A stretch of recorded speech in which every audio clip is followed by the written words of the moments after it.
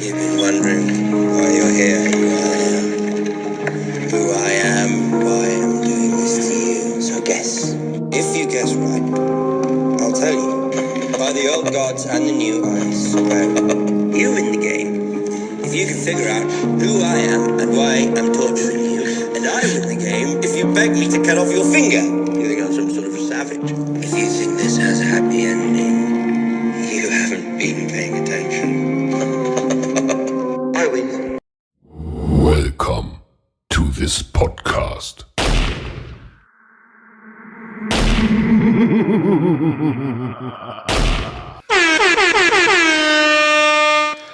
All right, welcome back to the Same Shit, Different Day, the podcast. Same shit, different day. What up, man? What's good, brother? Episode 28. What's up, guys? Thanks for tuning in this week. I had to cut the pod here and jump in, do sort of a post-record little edit here. I just couldn't live with myself if I didn't. Look, it's well documented and no secret that we're huge Conor McGregor fans here at the Same Shit, Different Day podcast. Honestly, I personally consider him my favorite fighter of all time. Both Chris and I have been fans for a very long time, since his days in Cage Warriors before he ever even fought in the UFC. The man was an inspiration to anyone who watched his rise to becoming the UFC double champ. Just as he had promised he would a few years earlier. Conor was the most amazing example of relentless drive and ambition to be the best in the world at any cost. The performances against Chad Mendes and Jose Aldo made him a featherweight legend forever. The humbleness he showed in defeat to Nate Diaz, right up until he revenged that loss like a true warrior. UFC 205 was the culmination of all the blood, sweat, and tears this man has spilled to achieve his dreams. Facing Eddie Alvarez and MSG to become the first ever double weight simultaneous UFC champion. In the smoothest performance anyone has ever seen in the cage. That's my opinion. If you saw this shit in a movie, it would be disregarded because you'd say it's impossible. The impossible dream was proven to be possible. From welfare checks to $1 million checks. Conor McGregor. But from there, things really began to change. Incidents outside the octagon started to become more common than appearances inside of it. Then came the boxing, followed by the whiskey, which, while combined with the incidents outside of the cage, we really began to see the deterioration of what was once a truly great man and athlete. No one loves the trash talk, brash attitude, and sometimes borderline disrespect more than us here at the Same Shit, Different Day. That's what we do. That's our brand, you know? We pride ourselves on keeping this show no holds bar, nothing but honesty. No one controls our content, no matter the subject. No one is safe from the boys at the Same Shit, Different Day, as long as you deserve it. This week, we recorded this episode without addressing the most recent tweets Conor has sent out, and I have to take responsibility for that. That's on me. It all just felt dirty. And while we never want to hold things back in our content, there are times when there are storylines we like to call, I'm sorry, but we call it TMZ style. Which, no offense to them, like that's their thing, do your thing. But that's not us. That's not our lane. We're not here to drag people through the mud for their mistakes in their personal life. But we will destroy you for some stupid mistakes in the sport. It's only right. These latest tweets from Conor have crossed the line more than ever before. And it is simply impossible to defend anymore. The post-fight tweet to Dustin with a picture of his young daughter was, I think, the first time I truly felt disdain towards Conor McGregor. This week, of course, he tweeted a response to Khabib discussing the Dustin fight. There was a million things you could have said to him.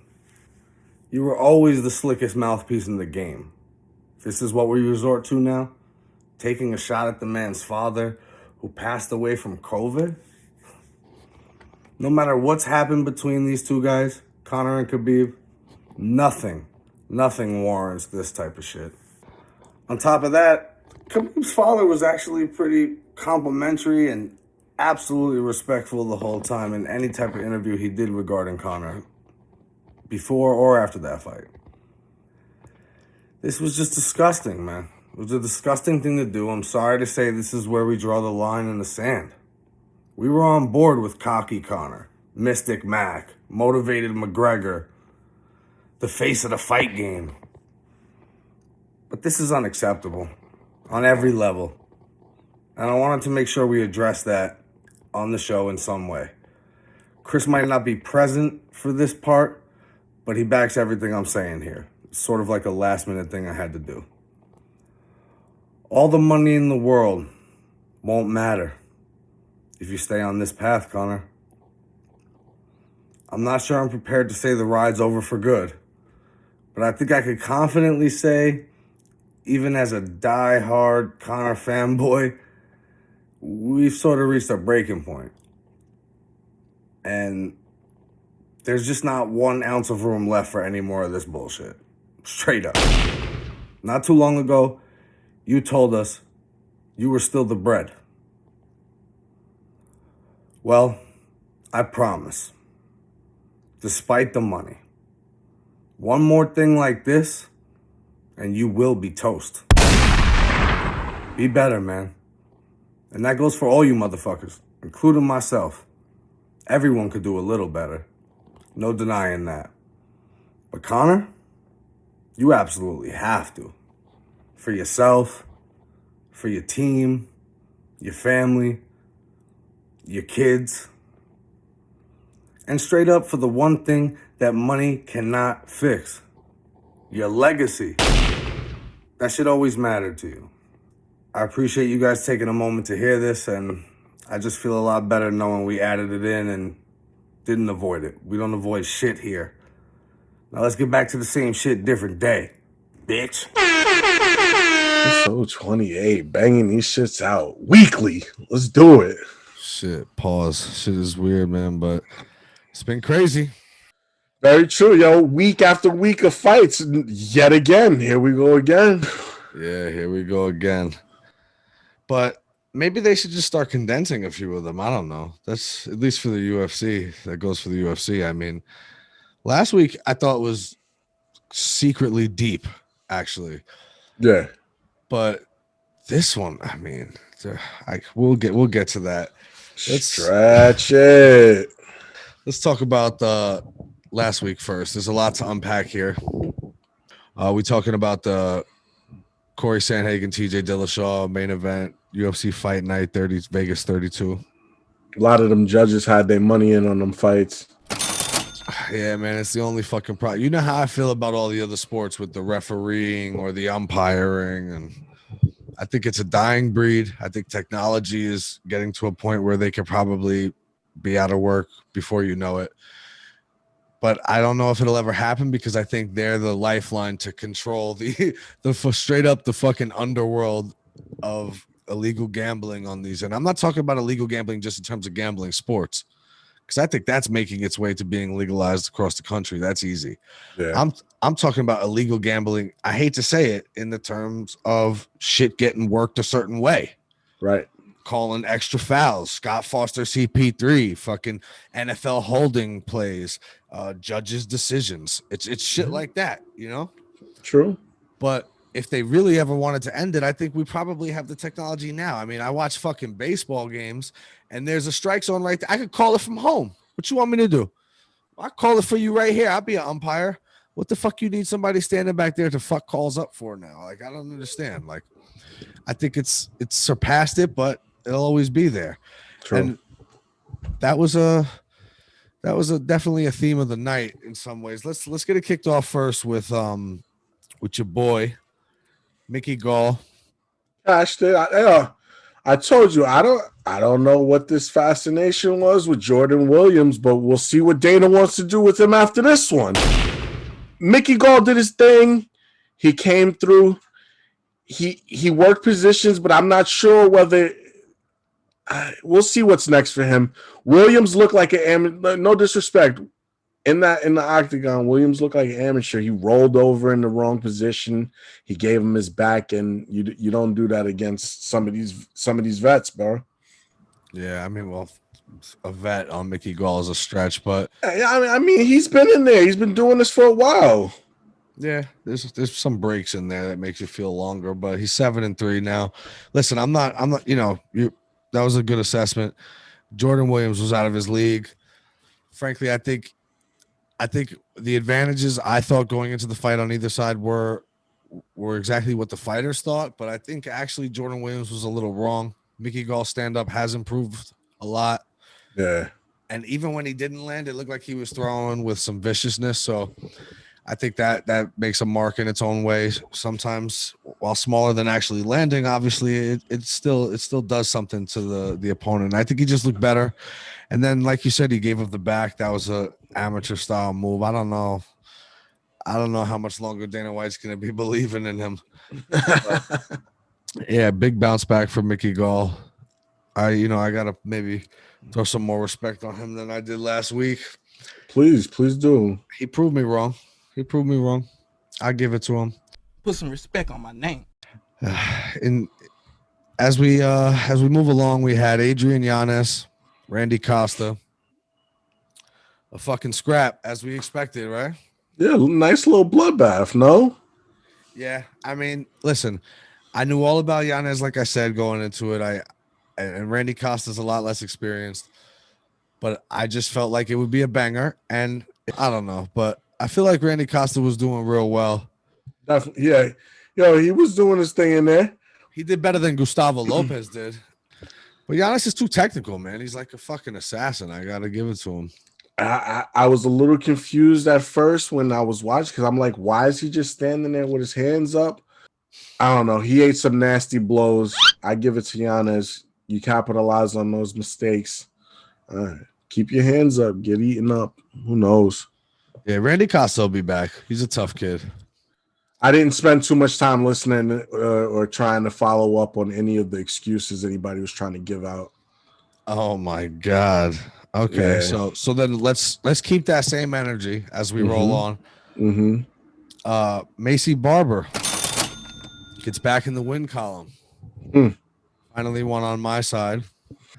And as you said, let's not hear any excuses. You know, Miranda Maverick, if you wanted that W, maybe you should have put the stamp on it, I guess. Listen, you know what the difference between the UFC or fighting and all those other sports we started out talking about? The difference is you have this one opportunity to not leave it to them to screw you. You can take it out their hands. Now, Herb Dean can find a way to screw you anyway. Asshole. But that's an anomaly. That's not the norm. If you leave it in the judges, you really should stop complaining, I guess. 82 total strikes to 38. Your girl Macy Barber went 1 for 6 on her takedowns. Like, what are we talking about? Yeah, no, I was confused. That was the first one of the night of straight confusion because that was a clear ass whipping. Okay, we continue. We roll on in the night. Macy Barber by split decision. My ass. I'll take the point. I guess she'll take the point. She will too. Yeah, she'll take the W. Take it. Yeah. I don't know. Didn't make any sense. She could have been out of here if she don't take it. So yeah, you have very to true. Take it. The co-main event dropped out before we got there. It was Aspen Ladd, Macy Chase, and I feel like, see what I'm saying, in these cases, like this is even worse than the Jeremy Stevens shit. Like Aspen Ladd didn't even do nothing to create this, and still, I feel like she should get the dub. Like hold on, why? What happened? Chase got COVID? Nah, she's just she backed out from some injury or some, I don't know, fear of getting her ass whipped, something like I forget what the report was. Was it? Was it mental health? Wow, asshole. I'm not even going there, bro. I told you I can't. Main event. The next one up. Listen, you want to talk about? Listen, I understand that the Miranda Maverick is probably more of a robbery against Macy Barber than the main event was. If you go back and rewatch it, TJ Dillashaw is, I guess you could say, controlling to some extent. What that means, I don't, But I would just say, I challenge you to find me one picture of TJ Dillashaw landing a motherfucking significant strike in 5 rounds of fighting. My man's head was split so bad that I could read his thoughts. And you telling me that he controlled the center of the octagon?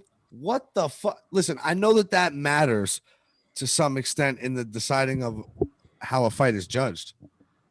But it matters that much? Like if you back somebody down the entire time, but he's jabbing your face off and fucking driving his knee into your skull every once in a while, and you're just continuing to back him down. So does that mean Chris Moutinho beat Sean O'Malley a couple weeks ago? Should we go back on that too? Because I legitimately challenge you to find one picture, one clip of TJ Dillashaw landing anything of significance in the entire fight. He won the fight. They ended the night, went to the post-fight to explain his win, and showed nothing but Sandhagen highlights.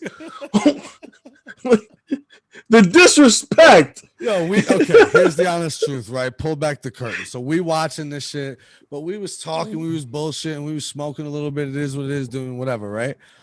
So I felt like every time I looked over, it was Corey Sandhagen landing something significant. Definitely. And yeah, TJ Dillashaw landed a takedown here and there, and Sandhagen fought it off and got back up.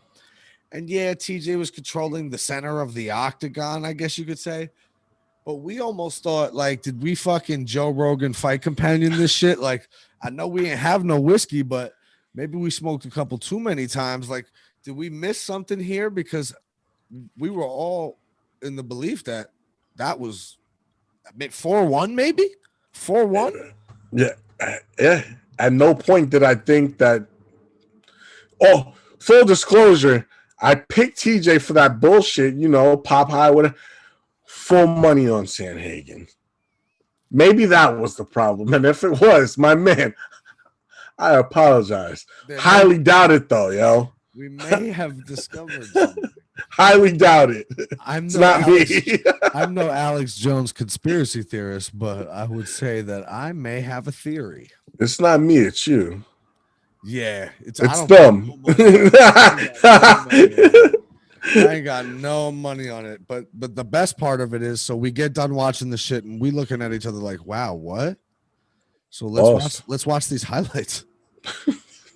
So maybe this will explain it. They run it for 5 minutes. This shit is just TJ Dillashaw getting beat up, knee punched, his shit split.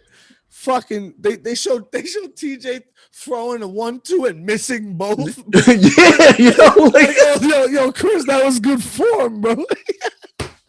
I couldn't take it, man. I can't, but you know what I couldn't take it. You can't even get involved in the conversation because the internet is such a fucking cesspool that you just want to end up, like, I'm not built for that shit. Like, I'm like, you say some shit to me over the internet, I feel like we should fucking connect and fight.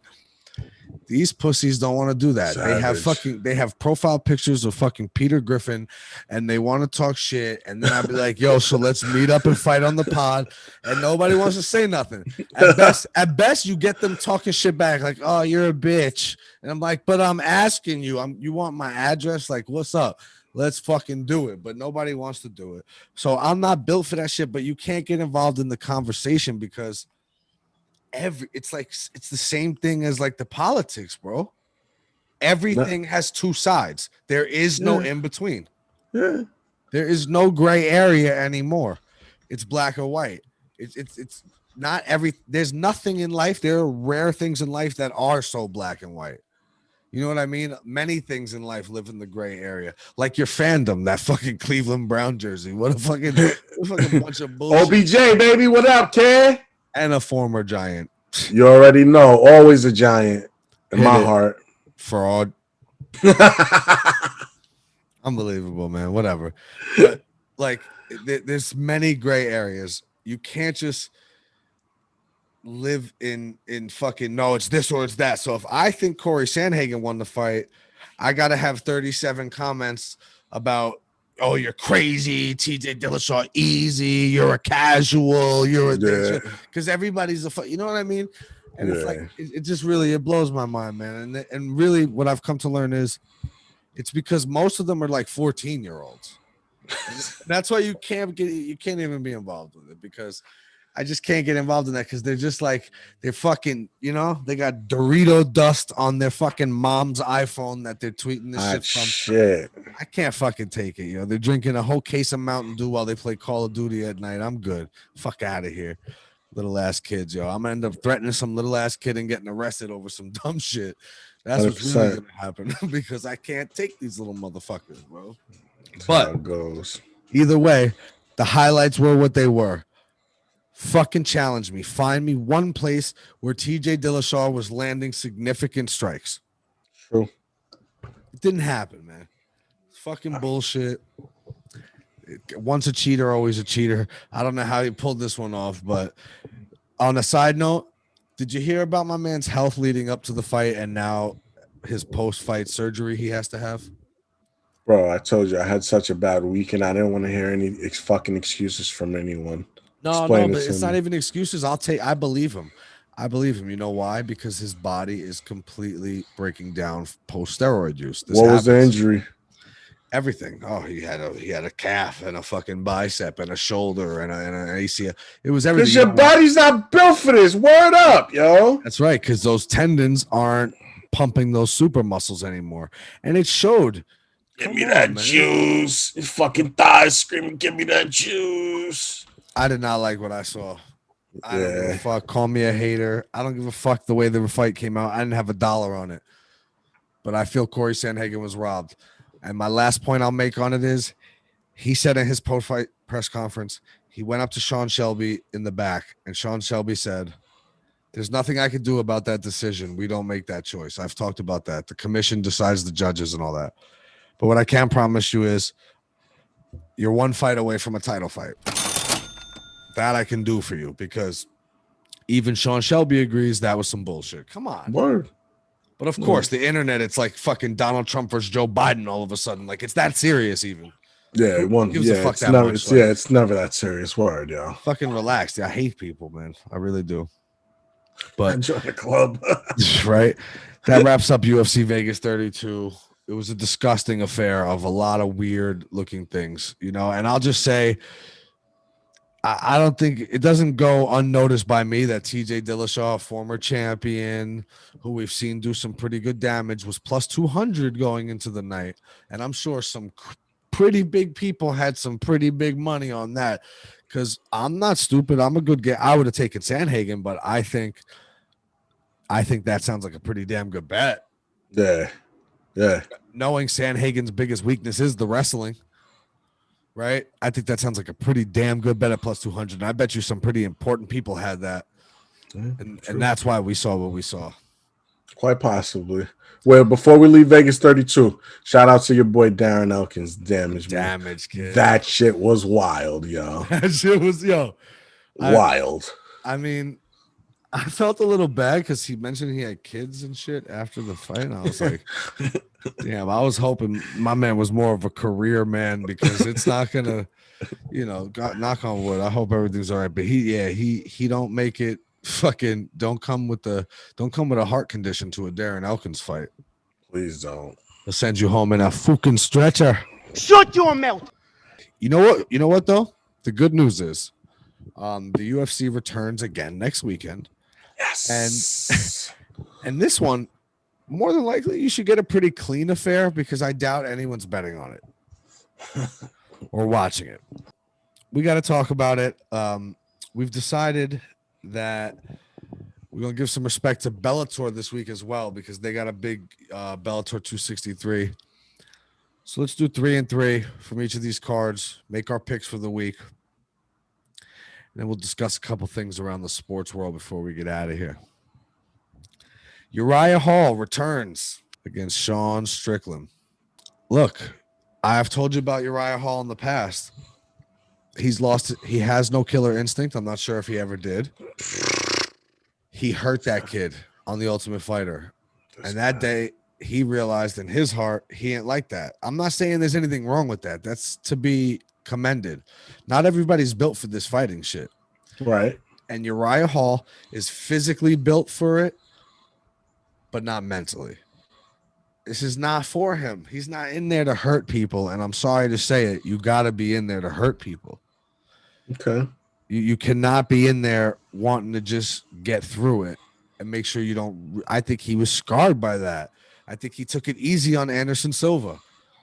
And I think the Chris Weidman leg break was once again just another fucking mentally damaging, scarring moment for the guy. Where he's like, look at this. I like Chris Weidman. He's a good guy. I didn't want to fucking have his whole fucking thing break. I'm telling you, the guy's mentally defeated. At the moment, that was probably the most devastating thing ever. But then after about a week, he realized my body is unbreakable, kid. This man just wrapped his leg around my shin. You crazy? You really think he believes that? He better. I don't think you really understand who he is. He better come with the pain against Strickland, bro. Now, Sean Strickland, he's different. He got that crazy white boy look in his eyes. You know what I'm saying? This guy's coming to do damage, bro. Oh, and shit. For me, I just think he's got too much viciousness for Uriah Hall. Uriah Hall don't want to hurt his opponent. Sean Strickland wants to hurt you. He don't want to make out of this clean. He wants to hurt you, bro. And I know, like, the resume isn't super elite, but he fights, he bangs. I think he wants to hurt. He's on a 4-fight win streak, and I just don't believe in Uriah Hall. I'm sorry. Yeah. Sean Strickland, I think maybe by decision, but since it's a main event, that's 5 rounds. Yeah, let's go TKO. I'm going to go Uriah Hall. He's smart, man. And I don't believe all this shit you're feeding me. Uriah Hall by decision. That's probably nice money, too. I don't know. Is that your underdog of the week? That's underdog of the week. Plus 175 is what I'm seeing. Yeah, I mean, Uriah Hall's good money at plus 175. I just don't believe in him, man. And I think the Chris Weidman shit was, I mean, obviously it wasn't worse for anybody but Chris Weidman, you know, but I just think it's another weird chess piece in the life and career of Uriah Hall. It's just, he hurt that guy in The Ultimate Fighter, and instead of like being a cocky idiot about it, like, I'm just trying to say the guy's a good dude, you know? Yeah. I just don't know if being a truly good dude is what makes it deep in this UFC and this MMA game. You know what I mean? You got to be in there to know, like, that dude's trying to put your lights out, so you got to put his out. I'm not sure he's there, but another interesting fight we got on the main card. I mean, Kyung Ho Kang. Kang. Kang against my boy Ronnie Yaya. Ronnie Yaya. That dude's got some flavors names, yo. Sounds like a mixed drink at Fridays. Oh shit. Oh shit. Yo, bro, both these dudes about to come through with the grappling. I'm excited for this fight, actually. I don't know. I feel like they've been trying to push Ronnie Yaya forever, but this guy Kang he's something different, you know? Yeah. Yeah, man. I like his little setup, bro. Okay. I'm not sure which way I'm going. I mean, I see a lot of split decision bullshit in his record. Yeah. And that always just stands out to me. Like, you're barely getting it done. I mean, could lose that way too, but maybe also having tough fights. I don't know. I think Ronnie Yaya subs this dude, gets it done. He's a very small underdog. I feel like maybe. I think my other pick is probably even a smaller underdog, even though it should be a little bigger, but we'll see. I might go back to it. But yeah, I'm taking Ronnie Yaya by sub. I'm going the exact opposite way. Kyung Ho Kang by second round submission. You said that very well. It kind of almost makes the first time you said it even more disrespectful, being that we didn't know you actually had the proper pronunciation in the tuck, but you just yelled it out like a Street Fighter character when I first said it. All I did was yell Kang. Like it was fucking round one of Street Fighter. Round one, fight. Oh shit. All right. Let's get one more in from this UFC and then we'll talk a little Bellator. I thought Brian Barberena and Jason Witt was an interesting fight, or at least interesting in a pile of whatever the rest of this is. Barberena comes in on a 1-fight win streak, bounce back. I thought he was almost done pretty soon after the back-to-back losses. But Jason Witt, I mean, both these guys, you know, I don't know. Maybe this is a loser league.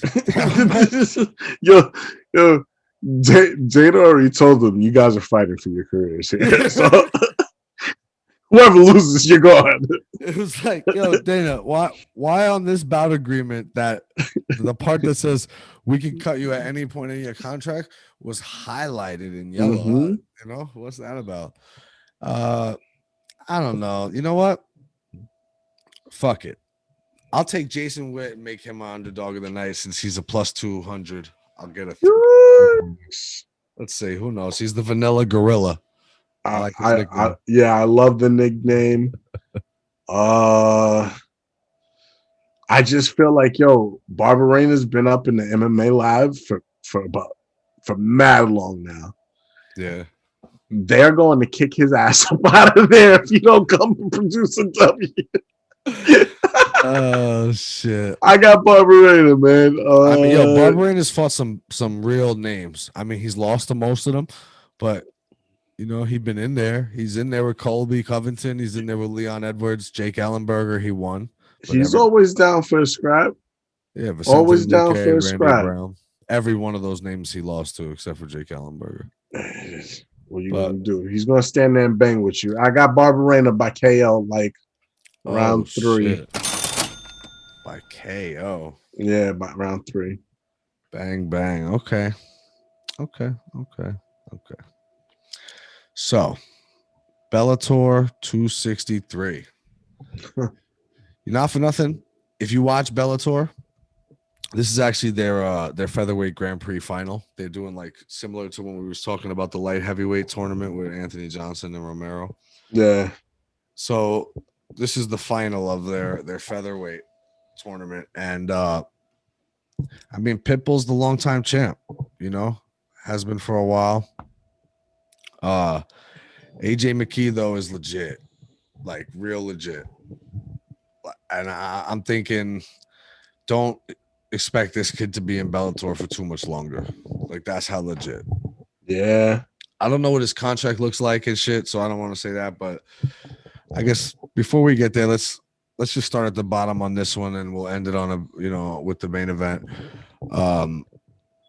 We'll kick it off with Islam Mamedov versus Brent Primus. I guess I'm gonna seem like the super casual here, but yo, we've spoken about this. When you don't know, it's always a good bet on that OV on the end of their names, man, when it comes to this fight and shit, bro. Yeah, the Dolph. The off. Now I don't even need the Dolph. Fucking the off. The OVs. That's it. Yeah. Yeah, bro. So yeah, I don't know who Brent Primus is. Looks like an animal, but I'm gonna go with the off. So Brett Primus is actually, like, I think he was actually might have even been the Bellator lightweight champion at one point too. Primus, I think it is too. Brett Primus. Okay.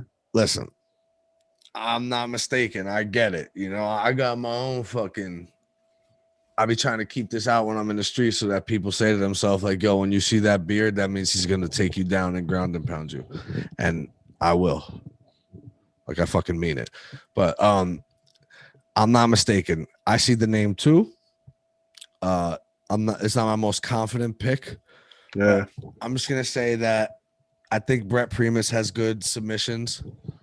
I can almost guarantee this guy's probably going to try to take him down. And I'm going to hope for him to get like a sub off the back. Okay. I think he's just more experienced. I mean, the record is only 10-1, so it doesn't look. But you know, we've talked about how these Russian dudes get down. You know what I'm saying? Yeah. So I mean, yes. As a matter All of love fact, to them. Brett Primus is the one who won the lightweight belt from Michael Chandler. That time that Michael Chandler stepped back on his ankle, similar to the way Conor did in Bellator. He lost the belt that way one time. He went to like step on it. Oh, what a shit show. He goes to step on it.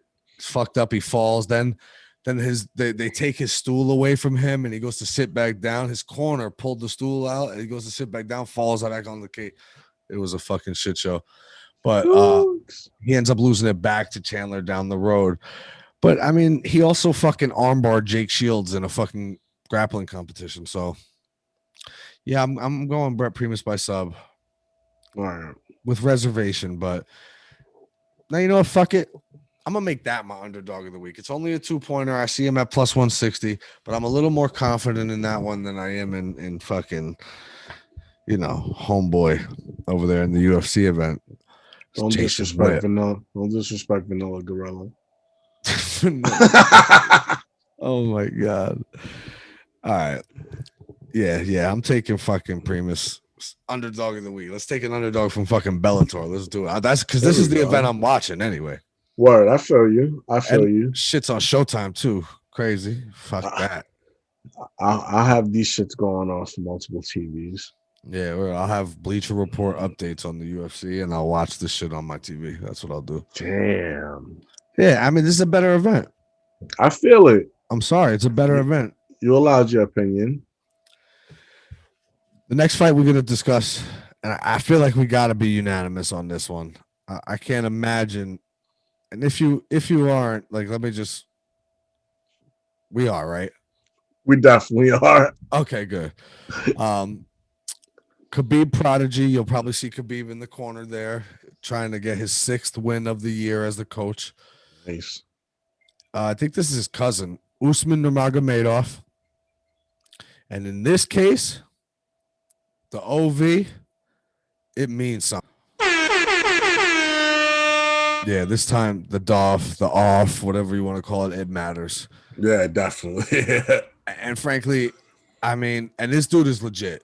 Don't get it twisted. I mean, they always, you know, these ATT guys and especially Khabib squad, they always hype them up out of the building. Right. But this guy is fucking legit. No doubt about it. But even more so than that, have you taken a look at the guy he's fighting? I have, but I mean, it's not really saying much. No offense to this guy and shit. Who the fuck is that guy? But what the fuck? Who the fuck is this, bro? This is like Bellator being like, we're not taking any chances. Now, don't get it twisted. This guy's out of Jackson Wink, and you know what? Maybe he'll, I don't know, surprise me. But I'll just give it up to this. I use Tapology.com as like my Bible for a lot of the info here. I'm always looking through. They update a lot. I mean, I've seen these people rank people in every single imaginable ranking you could possibly get. You could be number 6th of the fucking local high school gym in Idaho, Michigan, and they're gonna put that shit next to you. My man Manny Muro is 12-6, and his fucking number says just a number. That's it. It's just the sign. It's just the number sign. He's got a belt on in the fucking picture. I mean, he says he fights out of Jackson Wink, but it also says he's 12-6 with a 3-fight win streak. I don't know, bro. My man looks like somebody's uncle with a beer belly who fights at the barbecue, bro. I'm sorry. This guy's here to get torched. All I know is I know that in the MMA circles, it was a surprise that Usman Namagomedov didn't sign with the UFC. But I think it's kind of another thing with these guys. Like, this is kind of what they do. That, you know, they're going to ease their way up. They're like boxers. Yeah. You know, and they'll get to it eventually, but that doesn't mean they're not legit. And this guy's legit. He's gonna maul this fucking guy. Trust me. I mean, what's the odds on this one, huh? Give me can you give me a minus 900? What is it? I need to know. Like, fucking Good come luck on. looking for those numbers, guy. Yeah, right. It's like nowhere to be found. They're not even giving them to you. It's not They even. probably. It's not even worth are. it. Minus 925. That's what he is. Yep. Holy shit. There you go. So enough said there. I did want That to tells mention you he was. everything. Yeah, I wanted to mention he was fighting, but you know that was about it. We're both gonna obviously. Holy shit! Minus 1,400 on my side.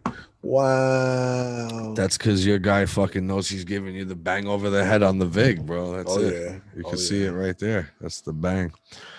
It's 1,400 well spent because he's gonna fucking destroy that guy. Let's get to the main event. Patricio Pitbull returns to fight AJ McKee in the Grand Prix finale. Pitbull, fucking straight up legend of Bellator, man. Definitely. I mean, has some bodies on his record too. Fucking 145-pound champ, 155-pound champ. Has a stake to the fact that he knocked out Michael Chandler in a minute. And, you know, Chandler came to the UFC and knocked out Dan Hooker. And immediately, Pitbull felt like, told you. I get all that. I just think AJ McKee is legit as fuck. Like, going into this, I was like, this is who I wanted my underdog of the week to be. But when I looked at it, it's actually, the odds makers aren't stupid. It was like almost dead even. What are you seeing it at? I'm interested. Let's see. I was seeing it at like plus 105, minus 125 for Pitbull. That's exactly what I got. It's basically even money. Yeah. I mean, I thought it would be a little bit more just for the respect. I mean, Pitbull's been around forever. So I'm surprised that they're not giving him a little bit more. Yeah. But AJ McKee's legit, man. He does damage on the feet. He's a great grappler. He subs people. I got to take AJ McKee by sub. I think we got to end new. Oh, shit. Damn, man. You're making me excited to want to see this card now. Because, I mean, as a regular, bro, I was just going to ride with the name Pitbull. You know what I'm saying? What if it was the other one? You wouldn't have champ is the champ. Like, he's been there for this long. You keep riding with him. Minus 120 odds ain't bad. Well, that's for sure. I mean, for a guy like that, I get what your sentiment is there. You're not usually getting those odds for a guy like that. But you know how sometimes after the fight, we'd be like, oh, that's why. That's why. That's what's happening this week. That's my opinion. I think we're going to be like, that's throwing why. out locks, huh? Straight up. I mean, for the even money, yeah, throw whatever it is. Whatever you throw, you getting back. So whatever you can afford, throw it. That's what I got. I think we got a new featherweight champ. And honestly, I don't think he's going to be in Bellator for too long. Like I said earlier, I don't know about his contract, but I could see he's the type of guy who wants to prove he's the best. Yeah. Not sure he's the best, you know, with Max Holloway out there, Alexander Volkanovski. Right. But I think we may get to find out. So I think this is the first step in that. It's time to take that belt for sure. So that wraps our MMA coverage for the week. Busy weekend of fights, guys. Yeah, busy weekend. But if you got something else to do or you think, you know, it's a great weekend to go outside. Throw that shit right on the phone. Yeah, man. Throw that shit on the phone and go outside. Enjoy the outside. And before you know it, Team USA gonna be able to join you over there, huh? What a fucking embarrassment. The smoke is never fucking thin for fucking KD, huh? You follow this guy wherever he goes, huh? Oh my God. It's impossible not to. Just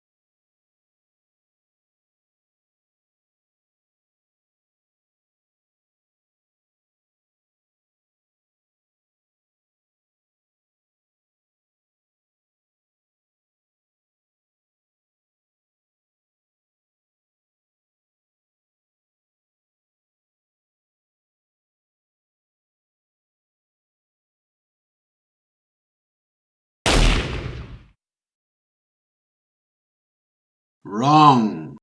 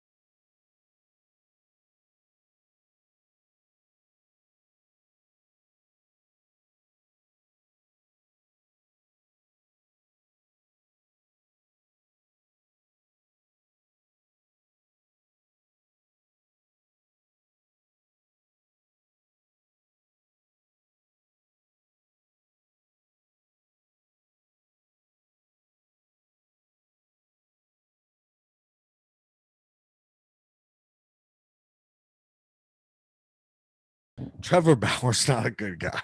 Oh shit! We waited long enough. Oh man, please. I need to just say, do not take anything I say from this moment or any of the smiles I give as, lightning or joking about what happened to that poor girl. Yeah. He should go to jail.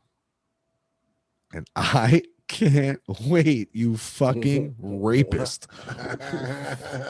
Yo, Rachel Luba. Yo, This is the representation of women you wanted. You better drop his ass. You better Rachel, drop we're his ass. back. We're back.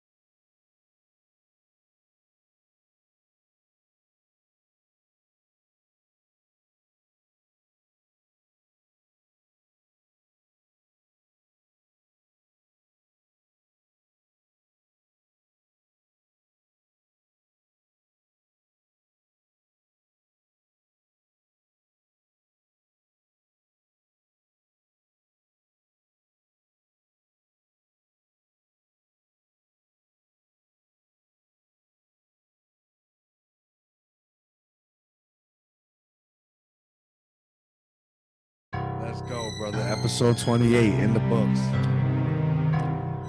My Love brother. you, kid. Love you, bro. Later. Peace. Yeah.